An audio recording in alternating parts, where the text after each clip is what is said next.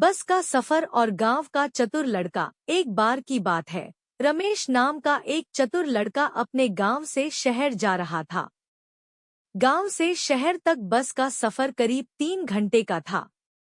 रमेश पहली बार बस में सफर कर रहा था, इसलिए उसे इस सफर को लेकर बहुत उत्साह था।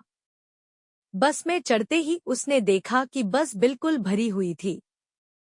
सीट मिलना तो दूर, खड़े होने के लिए भी मुश्किल से जगह थी। रमेश ने सोचा, चलो खड़े खड़े ही सफर कर लूंगा। बस चल पड़ी। थोड़ी ही देर में कंडक्टर टिकट काटने आया। कहाँ जाना है?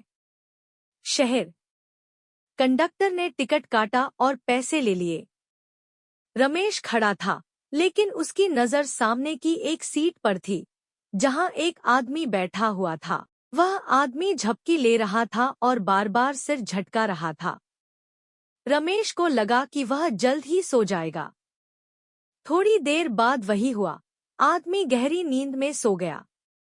रमेश ने धीरे धीरे उसकी जेब में से अपना टिकट निकाल लिया और अपनी जेब में रख लिया।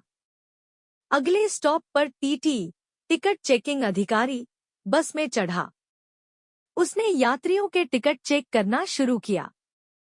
जब वह सोए हुए आदमी के पास पहुंचा, आपका टिकट दिखाइए।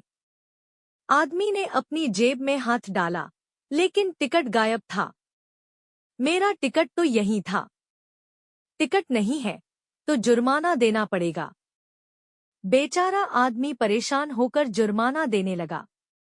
रमेश चुपचाप मुस्कुरा रहा था। उसे लगा कि उसकी चालाकी काम कर गई, लेकिन तभी टीटी रमेश के पास पहुंचा। तुम्हारा टिकट दिखाओ। रमेश ने अपनी जेब से टिकट निकाला और गर्व से दिखा दिया। लेकिन टीटी मुस्कुराया। वाह, यह तो उस आदमी का टिकट है। तुमने इसे चुराया है ना?